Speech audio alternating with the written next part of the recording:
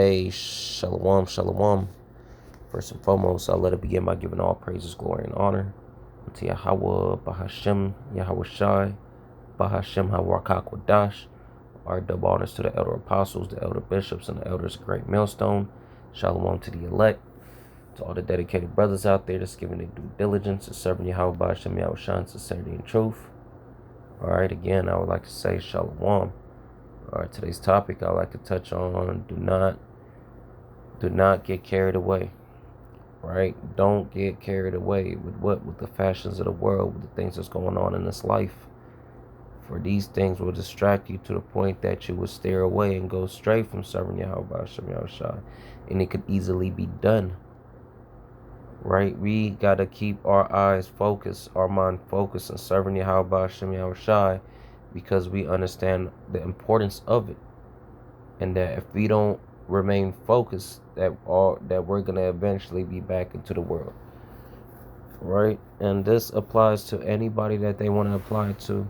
First and foremost, it's gonna be applied to me, because we live in this world, so there's things that we do not to be a part of the world, but there's things that we do that involves this world, if that makes sense. Like, what involves the world is you going out just doing anything, right? Working and all that stuff. But anything that you do for pleasure, you got to understand you can't overindulge. You can't get carried away, because you will get comfortable, and that comfortability is going to, have you relax, have you, when you're so comfortable, sometimes what happens is you go back to sleep. Not saying brothers is in that position, but it could be done. Right? So don't be that fool that thinks that, okay, we have forever, that this ain't bad. No, this is horrible down here. That's why the scriptures say, if Yahweh shall do not show in the times, no flesh shall be saved. So meaning that he has to hasten the time because of how evil, destructive, and out of order this place had become. So like always, Lord willing, this lesson is edifying, right? And this is inspired by church yesterday, because we, pretty much brought this topic out, and just thinking about it, and it's like, this could definitely be applied to me and to whoever they want to, whoever wants to apply it for themselves. Is this Sirach 28? So 27, okay. It's the book of Sirach 27:3. Unless a man hold himself diligently in the fear of the outer one, his house shall soon be overthrown. And I say, don't get carried away. It's because you got to stay in the fear of Yahweh Shem Yahushua. And if you fear the Heavenly Father, you're going to try to minimize your mistakes, right? You're not going to be involved in anything that that the Most High will hate, right? Or that would upset him, right? And that boils down to the fear, your fear towards him. All right, let me see. Let's see if I can find it. It's the book of Sirach 17, verse 25. Right? Return unto the outer one, Yahweh Ba'ashem Yahushai, and forsake thy sins. Make thy prayer before his face, and offend less. We need to be in the spirit, and we need to get in the habit of offending less. Right? Turn again to the Most High, and turn away from iniquity. For he would lead thee out of darkness and into the light of health, and hate thy abomination vehemently. Right? Hate your flesh and your sin with a passion. Right? Because nothing is promised but the words of Yahweh Shem Yahushua that actually we could count on. Right? People could say and do what they want, but we understand the Heavenly Father has the last say. And the Heavenly Father said what? Not to love this world. Right? Because again, we live here. And that's as far as it goes. We just live here. This is a place that we was brought to captive at. So just like any captivity, or you being put in a position to be isolated, right? It's not a comfortable. It shouldn't be comfortable. You shouldn't be comfortable with it, and you shouldn't get comfortable with it. It's the book of 1 John 2:15 in the GNT. Do not love the world or anything that belongs to the world. If you love the world, you do not love the Father. That's plain. That's said plainly right there. If you love this world, you don't love the Father, because what this world is involved in things that the Heavenly Father hates. You don't want to see your, just like your earthly dad. If you are doing something to stress your dad out, you're not showing love, right? Your dad hates when you just walk in the house and track mud all over the floor, because ain't nobody else gonna clean it but him. And you don't want to just keep seeing your dad suffer, or just be upset about something. It's very stressful. So if you love him, you wouldn't do it, right? Anything that belongs to the world,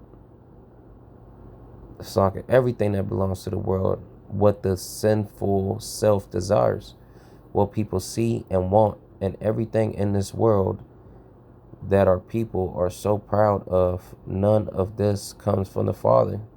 It all comes from the world. The world and everything in it that people desire is passing away. But those who do the will of the Most High will live forever. So that's what we got to realize. Everything that's set up here is just things of the world, man. Right? And it's ultimately created to be a stumbling block.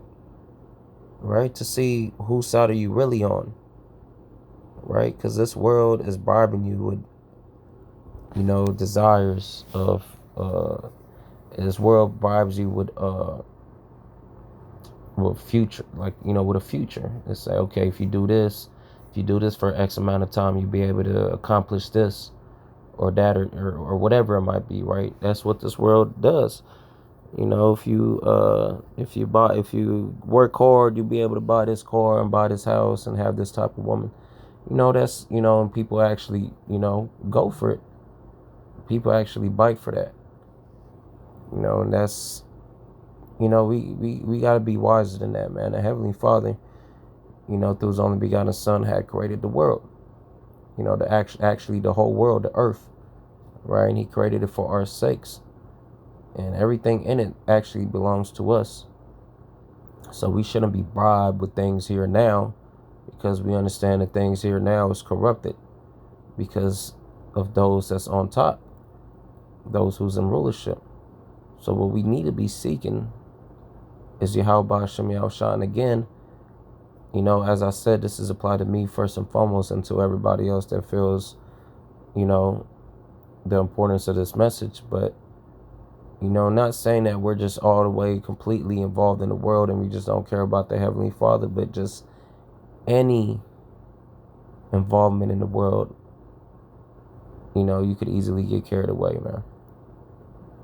At some point, you should realize that this is not expedient. This is not profitable, right? It's actually a toxic relationship. The relationship between man and the earth today is actually toxic, because though you're being harmed, is slowly killing you, you're still involving yourself in it, man. Right? Again, we got to be here. There's certain things we got to involve ourselves in, and certain things brothers do for fun, and not necessarily even involving sin. But still, we're so close to the end. We got to understand more of our time has to be involved with YAHAWAH, sham, YAHAWASHI, now more than ever. The Heavenly Father is showing Himself strong, showing that He exists by the things that's manifesting in the world. So we need to get our life together, man.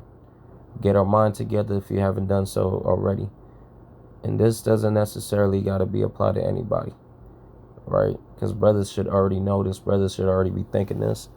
But again, these epistles, these videos help, man.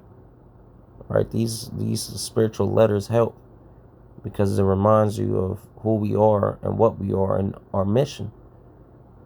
Right? That's just like somebody in a winning spree. You get cocky. You get loose.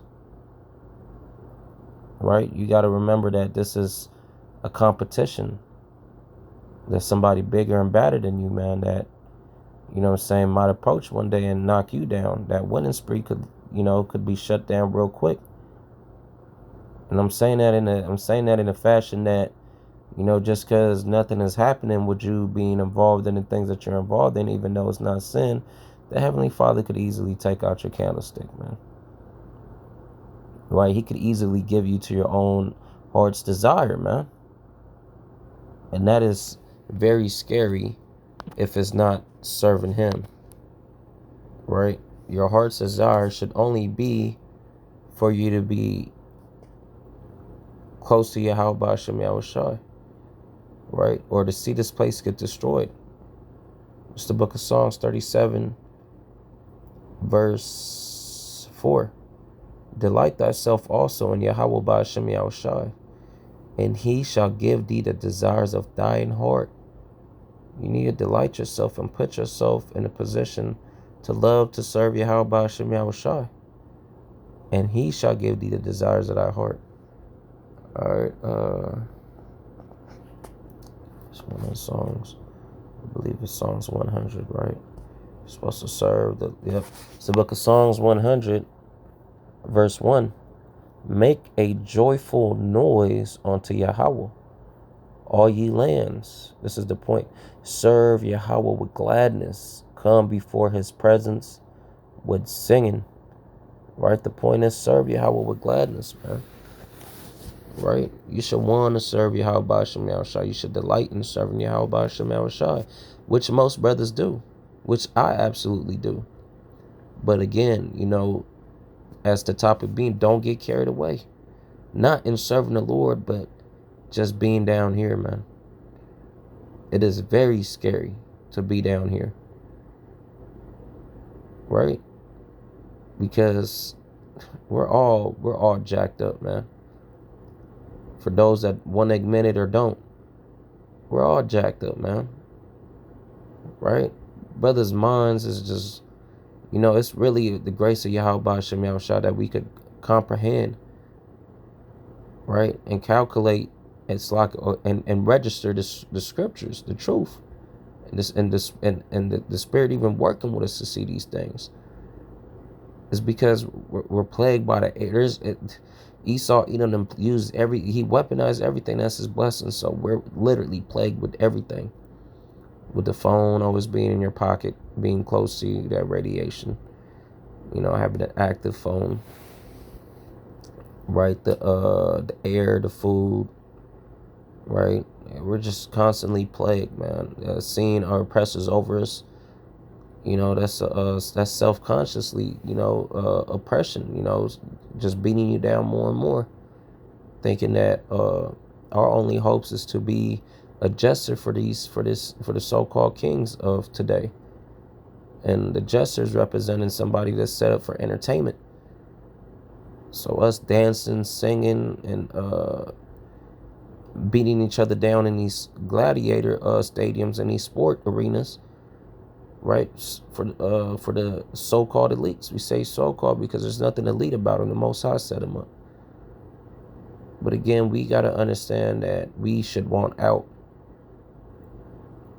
Right? The scripture's talking about the new man should renew day by day, man. It's, it's coming down to the wire. Right? We're getting closer and closer, man. And too close for our comfort. For us to still be playing, dibbling, and dabbling, man. And again, I'm not promoting to be over righteous. It just needs to be said. And again, it applies to me first. And for me to acknowledge this is because I've been, just meditating not only from things, that I say to myself, but, certain brothers that have pointed certain things out. And it's beautiful because, you know that the Most High exists to even have certain brothers to point things out because it only would sharpen you. And you'll be wicked if you can't acknowledge those things because the Most High always, he channels in with his men. And it's, there's enough is enough, enough is enough, man.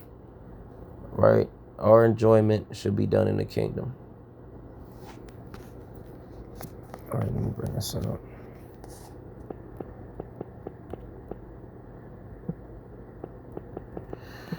It's the book of that's not it.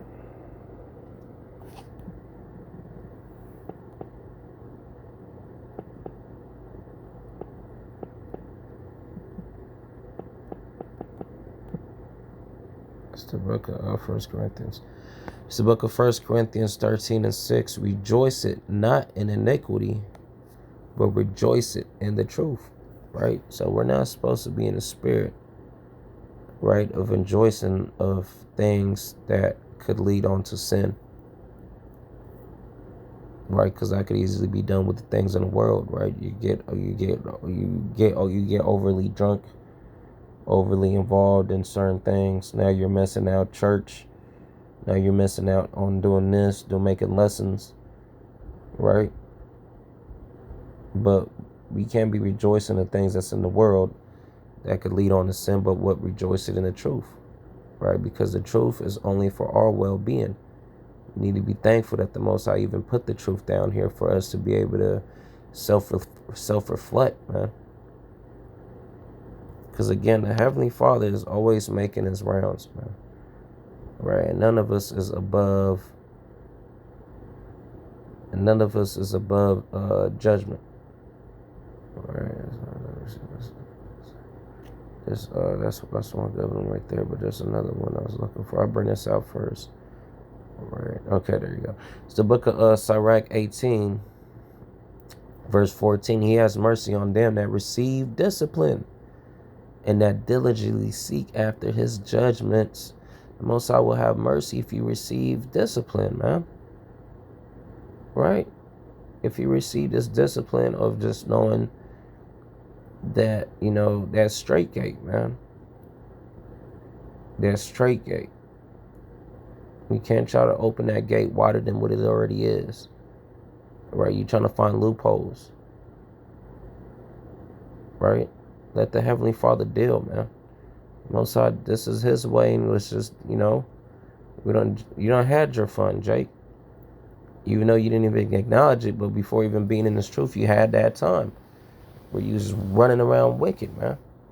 Now it's time to pay YAHAWASHI back. Sirach 18:20. Before judgment, examine thyself, and in the day of visitation, thou shalt find mercy. Right? Before judgment, bro, people understand what you're doing, man.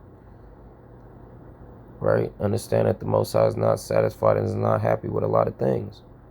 And then in the day of visitation, when Yahawah shows up, what?